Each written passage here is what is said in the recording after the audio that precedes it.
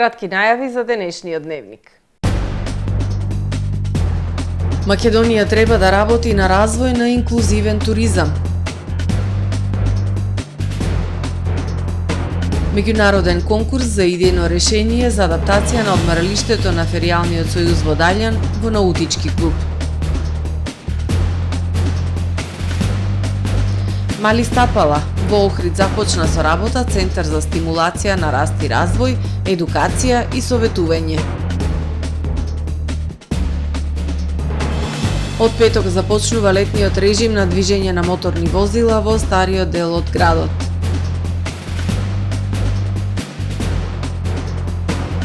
Шесто издание на меѓународниот хорски фестивал Гласот на Охрид.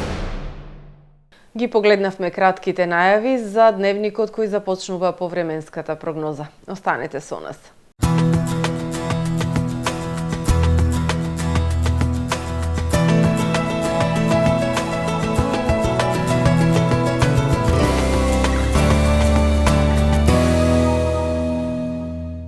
Во Охрид денес имавме претежно сончево и топло време со појава на локална облачност и максимални 29 степени Целзиусови. Попладне се услови за врнежи од дожд и грамотевици. Во среда над североисточна Европа ќе се наоѓа центар на широко поле на висок воздушен притисок кој што во најголем дел од Европа ќе условува претежно сончево и топло време со појава на локална облачност. Во областа на Алпите, на север од Апенинскиот полуостров и во најголем дел од Балканскиот полуостров ќе преовладува умерено облачно и нестабилно време со врнежи од дожд и грамотевици. На Балканскиот полуостров утре ќе преовладува умерено облачно и нестабилно време со врнежи од дожд и грамотевици, локално со појава на поројни врнежи и појава на невреме. Во крајните јужни и во североисточните предели ќе преовладува претежно сончево време со локална облачност. Максималните дневни температури од 22 до 33 степени. Во Македонија во среда во утринските и предпладневните часови ќе преовладува претежно сончево и топло време со појава на локална облачност. Во попладневните и во вечерните часови развој на нестабилност кој што ќе услови умерено облачно и нестабилно време со врнежи од дожд кои што локално ќе бидат поројни и пропратени со грамотевици и со услови за појава на невреме со врнежи од град. Утринските температури ќе се движат во интервал од 11 до 21 степен, додека пак максималните дневни температури во Македонија утре ќе бидат во опаѓање и ќе достигнат од 25 до 36 степени. УВ индексот ќе има вредност 7. Во Охрид во среда во утринските и предпладневните часови ќе преовладува претежно сончево и топло време со појава на локална облачност. Во попладневните и во вечерните часови развој на нестабилност кој што ќе услови умерено облачно и нестабилно време со врнежи од дожд кои што локално ќе бидат поројни и пропратени со грамотевици и со услови за појава на невреме со врнежи од град. Утринската температура од 16 степени, додека пак дневната ќе достигне до 27 степени. Во Охрид во четврток и петок во утринските и предпладневните часови ќе превладува претежно сончево и топло време со појава на локална облачност. Во попладневните и во вечерните часови развој на нестабилност кој што ќе услови умерено облачно и нестабилно време со врнежи од дожд кои што локално ќе бидат поројни и пропратени со грамотевици и со услови за појава на невреме со врнежи од град.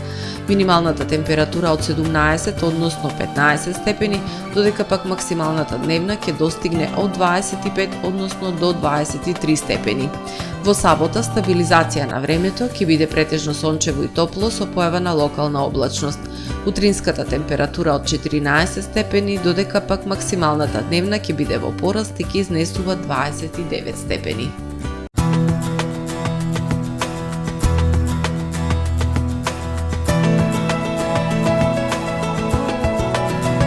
Гледавте Метео на ТВМ во соработка со Трпе Инвест.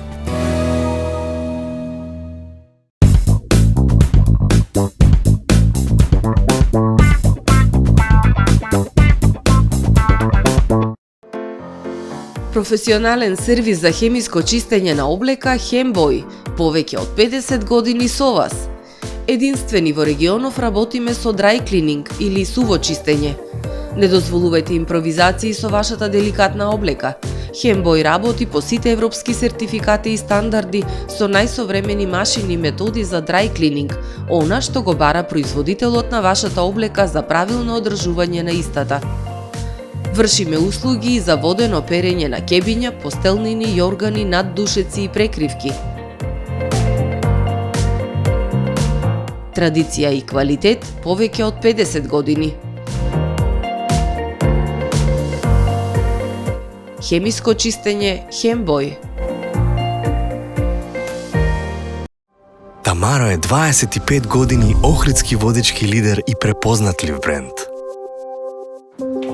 Обуките од менаџерскиот тим се доказ за максимална посветеност кон вработените. Тамаро Холдингот се грижи за организацијата и на време пренесените информации кои отсликуваат тимската работа. Секој успех на вработениот е успех и на компанијата. Маркетите располагаат со производи со висок квалитет од секакви брендови по одлични цени. Вкусните печива од Дана Бела пекарата се веќе омилен појадок на многу потрошувачи во Охрид. Анабела кујната услужува голем број на потрошувачи и компании.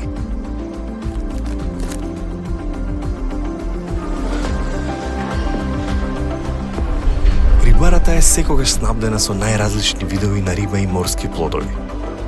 А месарниците располагаат со свежо месо и местни производи во секое време. Уживајте во својот охридски домаќин. Тамаро, повеќе од маркет.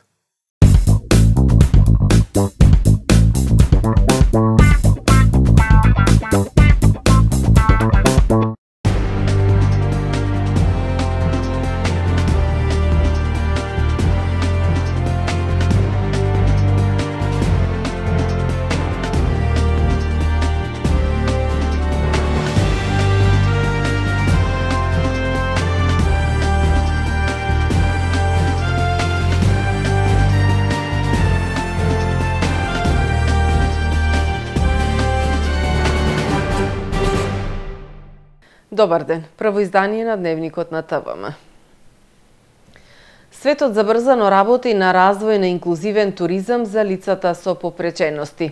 Во нашите туристички центри се уште само во зародиш. Нема пристапни плажи за лицата со посебни потреби, нема маркирани патеки, адаптирани сместувачки капацитети, ниту соодветна угостителска услуга. Пристапност е потребна и до културно-историските споменици, цркви, музеи и манифестации. Додека светот забрзано работи на развој на инклузивен туризам, во земјава се уште е во зародиш. Во туристичките центри нема пристапни плажи за лица со посебни потреби, маркирани патеки, адаптирани сместувачки капацитети, ниту соодветна угостителска услуга. Пристапност е потребна и до културно-историските споменици, цркви, музеи и манифестации. Единственото место во земјава кое нуди инклузивна услуга за лицата со попреченост е хотелот на Сојузот на глуви и наглуви на брегот на Охридското езеро. Таму целиот персонал го користи знаковниот јазик. Мислам дека инклузивниот туризам е многу важен за светот на попреченоста, бидејќи не е туризмот само за некои луѓе. Туризмот е за сите. Сите сакаме да го сетиме мирисот на чистиот воздух, езерото, капењето, летото, да го сетиме на вистински начини, да се одмориме. Ништо поинаку не е ни во светот на попреченоста. Секој сака да го доживее тој летен одмор, меѓутоа на начин кој што ќе биде прифатлив на неговата попреченост. Инклузивноста во туризмот не ја представува само пристапната патека, туку комплетна архитектонска и хотелско-угостителска услуга за лицата со инвалидитет да се почувствуваат еднакви. Допрева овој туризам ќе се развива и нашиот туристички сектор мора да развие еден сенс дека пристапноста е неминовност. Допрева хотелите, посебно дури оние со 4 или 5 звезди, ќе морат да се прилагодат на ова ново време и ќе морат да работат на својата пристапност и на својата инклузивна и пристапна услуга и амбиент. Во светот 1,3 милиарда луѓе имаат некаква попреченост, или 15% од светската популација, а инклузивниот туризам носи големи приходи. Токму затоа Германското друштво за меѓународна соработка пред стартот на туристичката сезона спроведе обука на туристичките работници со цел обезбедување на адекватни услуги за лицата со попречености.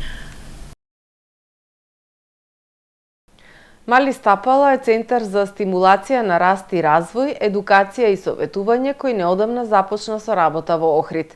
Наменет е за индивидуална работа со деца на возраст од 0 до 7 години со доцнење во развојот или атипичен развој, преку посебен план за секое дете според неговите потреби.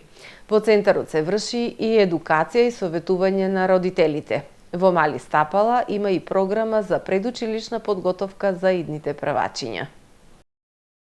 Во Охрид започна со работа Центар за стимулација на раст и развој, едукација и советување за деца од 0 до 7 годишна возраст и родители.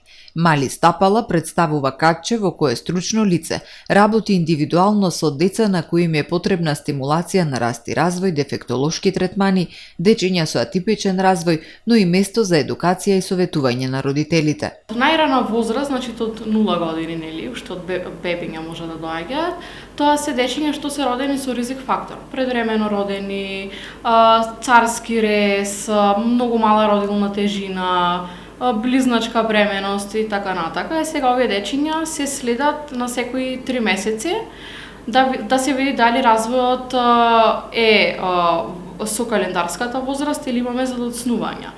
И ако се забележи одредено за доцнување, а некогаш и не мора да се забележи за доцнување, едноставно треба стимулација на развојот, за да оди континуирано и да се достигне календарската возраст. Да, децата со типичен развој се најчесто, да кажам, веќе по-големки, 3-4 години, бидејќи процесот на добивање на дијагноза е малце така посложен, или најчесто дијагноза да се добива пред почеток на училиште. Специјалниот едукатор и рехабилитатор Јана Марковска вели дека во Мали Стапала се прави дефектолошка проценка на развојот на детето во сите домени на неговиот развој: крупна и фина моторика, сензорен, социјален, емоционален, когнитивен развој и за секое дете се прави индивидуален план за работа со цели кои треба да се постигнат. Во Мали Стапала за секое дете имаме индивидуални третмани, односно тоа значи дека секое дете има индивидуален план и програма за работа, бидејќи само со индивидуална работа може најоптимално да се постигне тоа што го очекуваме и целите што ќе ги заставиме, бидејќи времето поминато со детето е насочено само кон него и кон неговите интереси, што е многу важно за постигнување на целите. Не третманите не ги предводам, да кажам, јас, туку детето со неговите интереси ги предводи третманите, преку игра и игровни активности, со што развојот кај децата е најголем така преку играта, тоа е нивниот терен.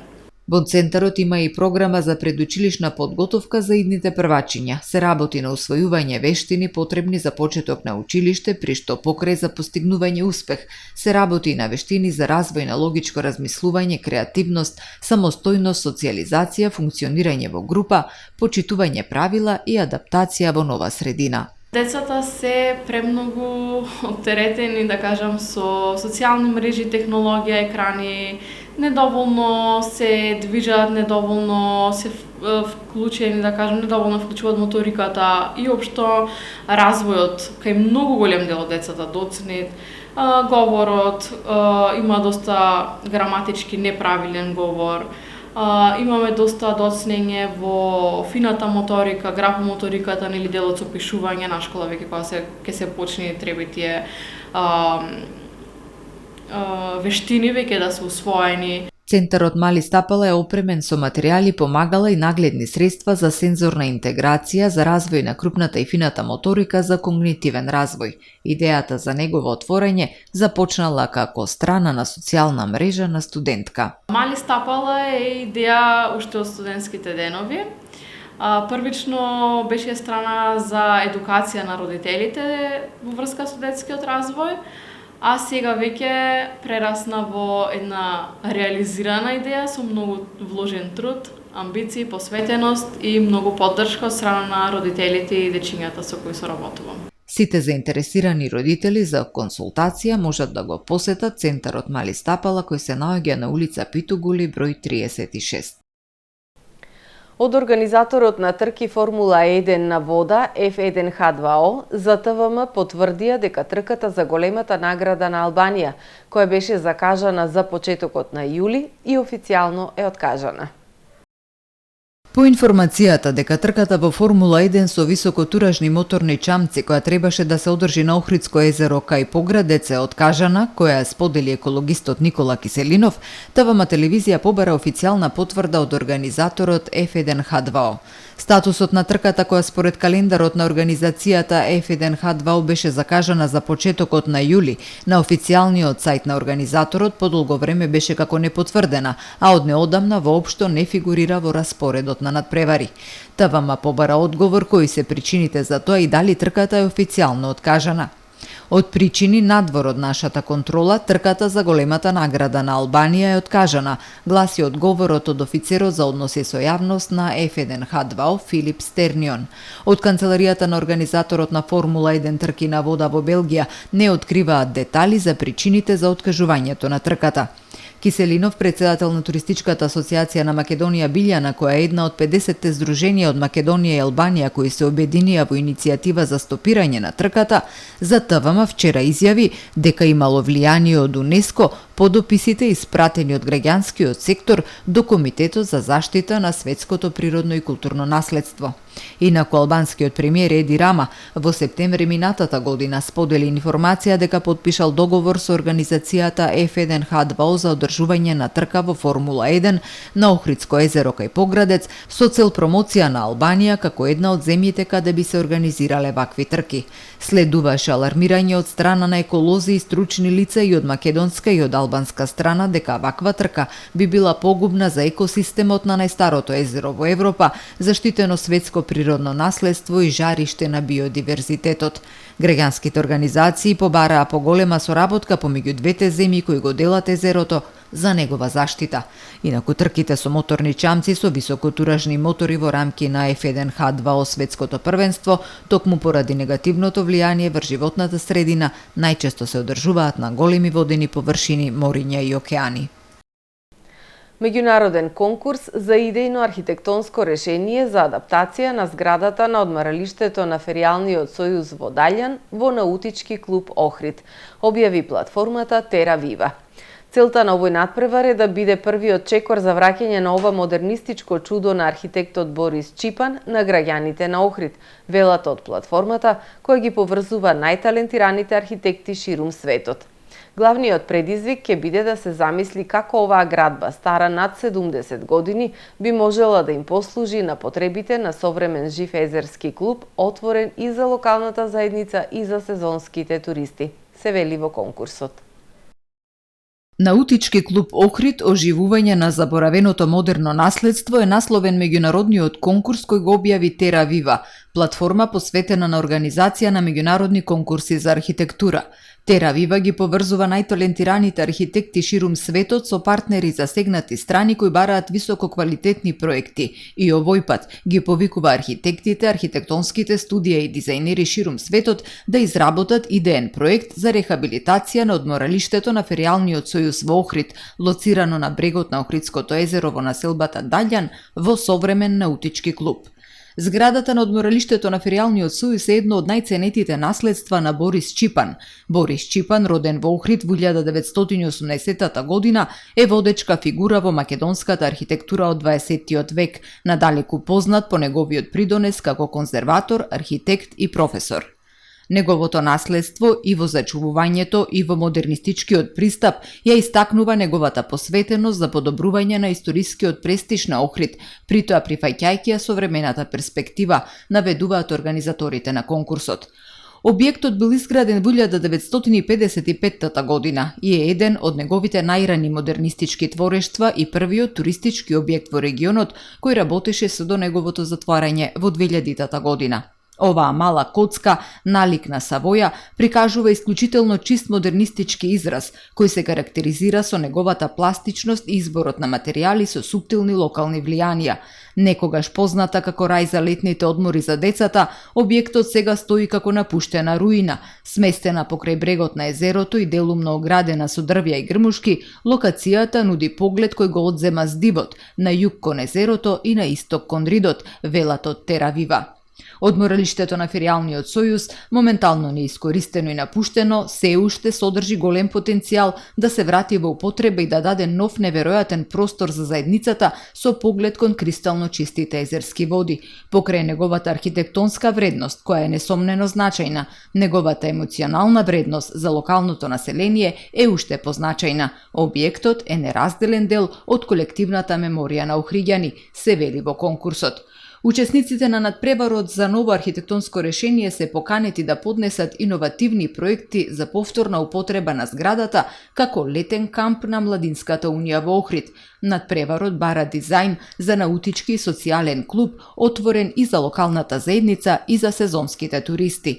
Идејата е да се замисли динамичен социјален простор способен да привлече граѓани и посетители на западната страна на езерското крајбрежје, обезбедувајќи привлечна алтернатива на најпрекрасниот источен Охрид. Главниот предизвик ќе биде да се замисли како оваа градба стара над 70 години би можела да им послужи на потребите за современ жив езерски клуб, се вели во конкурсот.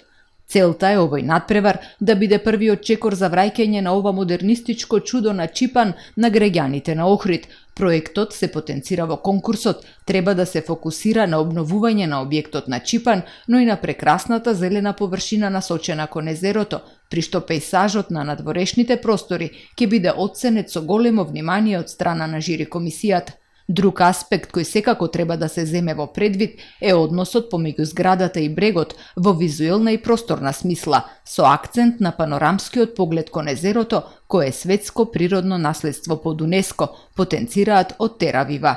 Според проектните барања, наутичкиот клуб треба да содржи бар или ресторан, теретана, конференциска сала, внатрешни и надворешни простори за социјализација, надворешен базен, спортска програма, хангар за пловни објекти, понтони и платформи, детско игралиште, сцена за организирање настани и така натаму. Резултатите од овој надпревар ќе бидат објавени на 4 ноември годинава. Фондот на награди за првите 3 места е 7.000 евра. Се доделуваат и почесни признанија на 10 учесници од избрани 30 финалисти. Проектите ќе ги оценува 8-члено стручно жири составено од професори од Архитектонскиот факултет при Универзитетот Свети Кирил и Методи во Скопје, архитекти од Кембридж, Њујорк, Филаделфија, од Соединетите Американски држави, од Равена Италија, Перт Австралија и Мумбај Индија. Општина Охрид и Архитектонскиот факултет во Скопје се партнери и промотори на проектот. Од петок, 28 јуни, ќе почне да функционира ограничениот режим за движење во стариот дел од градот за време на летната сезона, информираат од јавното претпријатие Билјанини извори. Начинот како ограничениот режим на движење на моторните возила е регулиран е утврден со правилник за издавање на картички за движење во стариот дел од градот, донесен на 11 мај 2023 година од страна на Управниот одбор на јавното претпријатие Билјанини извори. Во таа насока, од претпријатието ги известуваат сите граѓани кои имаат потреба од дополнителни информации или се соочуваат со проблеми во однос на режимот за движење, да се обратат во дирекцијата на јавното претпријатие Билјанини извори, спортска сала Билјанини извори. Оттаму апелираат сите граѓани да го почитуваат и да се придржуваат кон времениот ограничен режим на движење во стариот дел од градот. Шесто издание на меѓународниот хорски фестивал Гласот на Охрид. Фестивалот ќе се одржи утре, 26 јуни, во Катедралната црква Света Софија. Почетокот е во 20 часот, а влезот е слободен. По шести пат, утре вечер ќе се одржи меѓународниот хорски фестивал Гласот на Охрид, организиран од Охридскиот градски хор Вокс Лихнидос. Публиката ќе може да ужива во хорските композиции од различни музички жанрови, од класична музика до современи аранжмани. Покрај Вокс Лихнидос ке настапат хорот Атендите при културниот центар Кикинда, мешаниот хор Бачки певачи од Врбас, како и најдобриот и најнаградуваниот хор од Македонија, женскиот младински хор при МКЦ Скопје. На големо задоволство годинава за прв пат гостуваат хорови од Словенија и Албанија. Фестивалот ќе се одржи во Катедралната црква Света Софија. Почетокот е во 20 часот, а влизот ќе биде слободен. Охридскиот градски хор зад себе има традиција од полни 59 години. Од 2015 година го носи името Вокс Лихнидос и е успешно предводен од диригентот Пурим Кидри. Настапите на Вокс Лихнидос во Охрид низ Македонија, но и надвор се поздравени со аплаузи и овации, но и позитивни критики од познавачите на хорското пеење. Имаат освоено бројни награди на престижни фестивали над превари, а последно беше освоениот сребрен медал на фестивал во Херцег Нови. Хористите во меѓувреме се подготвуваат и за учество на уште еден хорски надпревар, што на почетокот на јули ќе се одржи во Ниш, Србија. Во продолжение да ги погледнеме и вестите од светот. Џулијан Асанж и САД се спогодија. Асанж ќе се појави пред судот во среда 26 јуни и согласно спогодбата ќе се изјасни за виновен по обвинението за заговор за добивање и откривање на податоци за национална одбрана. Според очекувањата, на Асанж ќе му биде изречена затворска казна во траење од 62 месеци, што всушност е времето што веќе го одлежал во затворот во Лондон, пишувало во судските документи, а објави NBC. Ова значи дека Асанж ќе може веднаш да замине за Австралија, од каде што потекнува и ќе ја избегне затворската казна во САД. Пред да биде официјална, спогодбата треба да ја потврди федерален судија. Со оглед на тоа што Асанж од вчера веќе е на слобода, се чини дека потврдата ќе биде само формалност. Најмалку 8 лица загинале во пожар што избулнал во деловна зграда во градот Фрјазино во близина на Москва, пренесува Интерфакс, повикувајќи се на извори од службите за итни случаи. Најверојатно пожарот бил предизвикан од кратки споеви и дефекти на опремата, соопштили од итната помош. Според гувернерот на Московскиот регион, на 6-тиот кат од зградата експлодирала плинска боца и го урнала таванот. Пожарот зафатил дел од 5-тиот до 8-тиот кат на површина од 4,5 квадратни метри. Во гасењето на пожарот учествували 2 хеликоптери КА-32, а на местото на несреќата пристигнале 12 возила на брзата помош. Окружното обвинителство на Москва соопштило дека се утврдуваат сите околности што го предизвикале пожарот. Европол соопшти дека во масовните акции против трговија со луѓе под кодно име Глобален Синџир, спроведени од 3 до 9 јуни, биле уапсени 219 лица, а идентификувани се над 1300 жртви, меѓу кои 153 деца. Во акцијата учествувале 39 земји од целиот свет, вклучувајќи ја и Македонија. Целта на акцијата било разбивањето на високоризичните криминални мрежи, активни во Европската Унија, особено случаите на сексуална експлоатација, принуден криминал и принудно питачење. Најстрашниот пример на експлоатација на деца бил откриен во Унгарија, каде брачна двојка принудувала 6 од нивните малолетни деца на секс и на питачење на улица. Децата биле физички, психички и сексуално малтретирани од страна на нивните родители. Полицајците ги затекле децата запуштени, неохранети и во севкупна лоша здравствена состојба. Акцијата на Европол била спроведена во Европа, Азија и Јужна Америка. Данска и Германија ќе се поврзат со најголемиот подводен тунел во светот.